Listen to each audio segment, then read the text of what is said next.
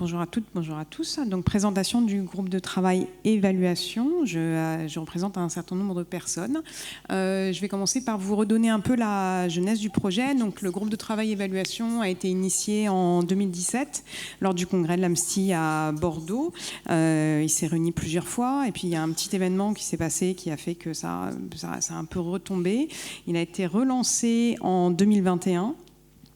Et aujourd'hui, donc depuis fin 2021, il y a un certain nombre de personnes qui ont contribué à la coordination de ce groupe de travail qui sont citées ici. Peut-être ce que je peux faire tout de suite, c'est demander à ces personnes qui ont contribué ou contribuent à la coordination de ce groupe de travail de se lever pour qu'elles soient identifiées par l'ensemble des personnes dans la salle pour que vous puissiez aller les voir.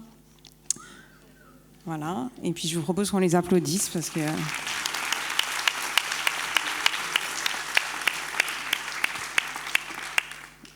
Et puis pendant que vous êtes dans les applaudissements, je vais aussi vous demander des énormes applaudissements pour Mathilde qui fait un boulot énorme pour ce groupe de travail.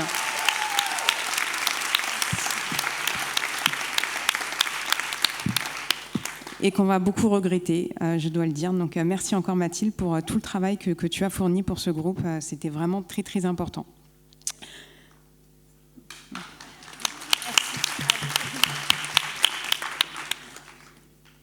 Quand le groupe est relancé fin décembre 2021, on invite donc toutes les personnes qui étaient au congrès à se regrouper pour discuter un peu des thématiques qu'on aimerait voir abordées. Ça aboutit à la structuration en sous-groupes de travail, donc 5 sous-groupes qui n'ont pas forcément tous été lancés. On voulait faire aussi un sous-groupe financeur, mais c'était assez compliqué. Donc il y en a 4 qui ont été lancés au final. Et je dis tout de suite qu'aujourd'hui, on est en restructuration, c'est-à-dire qu'on ne va plus travailler en sous-groupe, mais plutôt sur des projets spécifiques, parce que déjà, on a avancé. Il y a beaucoup de travail qui a été produit et que je vais vous présenter.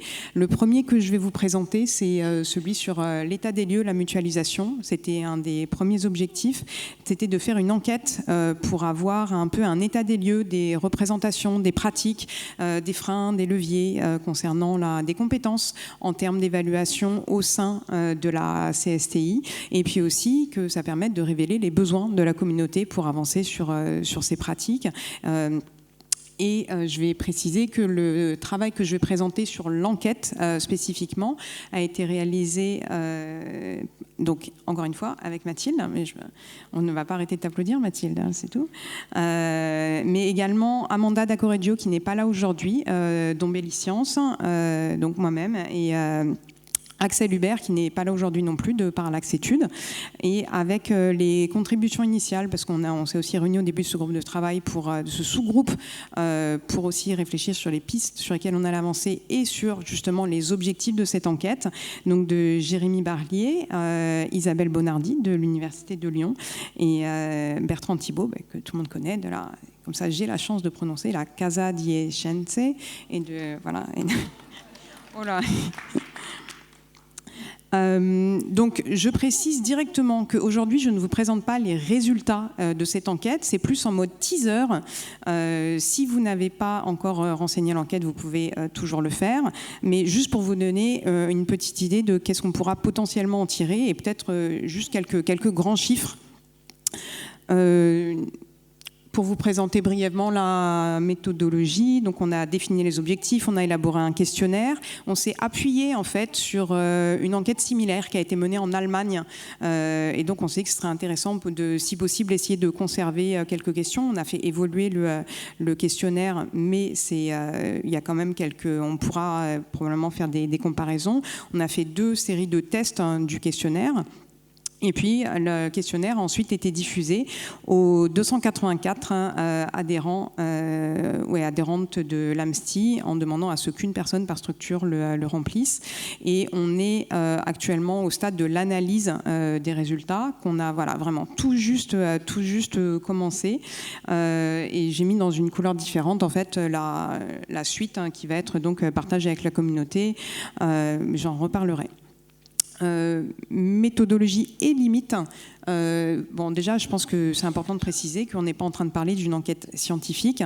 L'idée, c'est d'essayer d'avoir des retours. Donc, on a dit 284 envois de questionnaires, 72 réponses complètes, ce qui est déjà pas mal, plus 40 réponses incomplètes, 14 régions représentées. Alors, je me permets de dire que la Corse n'est pas représentée. Donc, petit appel du pied pour que la Corse soit représentée dans ce questionnaire. Mais sinon, on a toutes les grandes régions, plusieurs régions de l'outre-mer, quelques pays.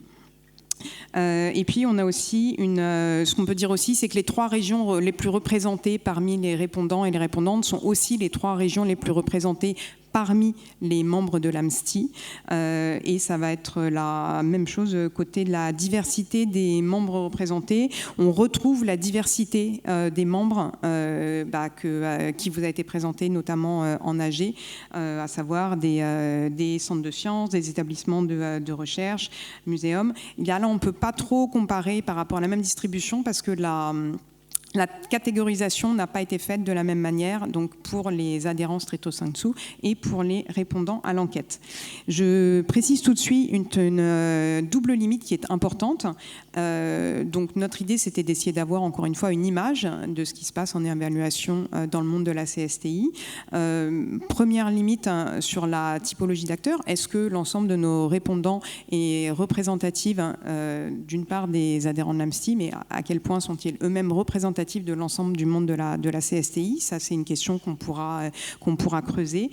Et une deuxième question qui sera plus difficile de creuser, c'est à quel point notre échantillon est représentatif en termes d'intérêt pour la question de l'évaluation. Est-ce qu'on n'a pas les structures qui s'intéressent plus à l'évaluation qui ont répondu à l'enquête par rapport aux structures qui s'y intéressent moins? Et ça, c'est une question qui sera plus difficile d'aborder.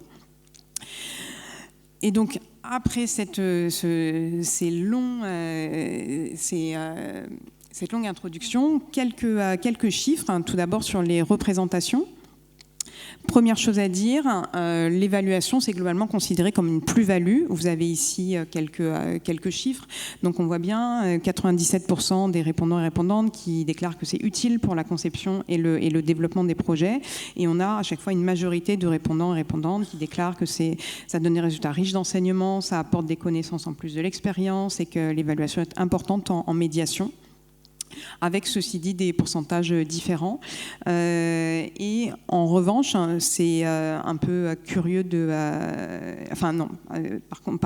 Et on a aussi une majorité de répondants qui sont en désaccord avec l'idée que les évaluations serviraient uniquement à justifier son propre travail par rapport au niveau des financeurs.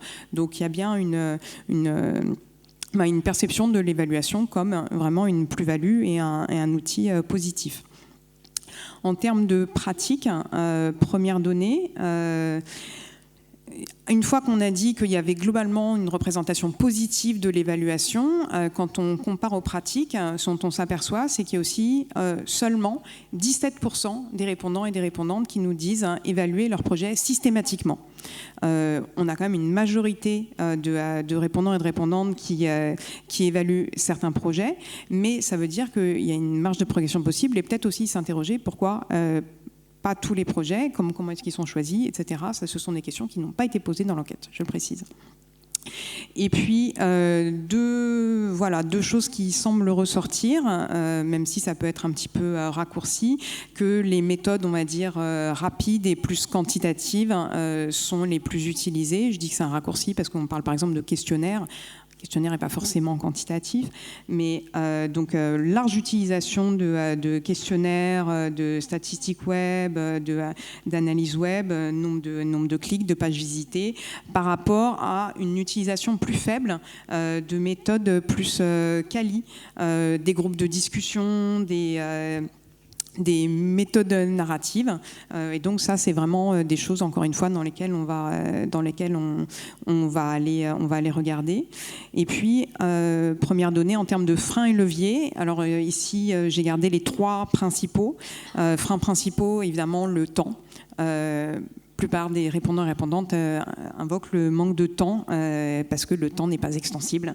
Le fait qu'il n'y ait pas de poste dédié et en dessous de ça, mais quand même pour 50% des répondants et des répondantes, un manque de compétences en interne pour justement faire aussi bien en évaluation que ce qu'ils souhaiteraient.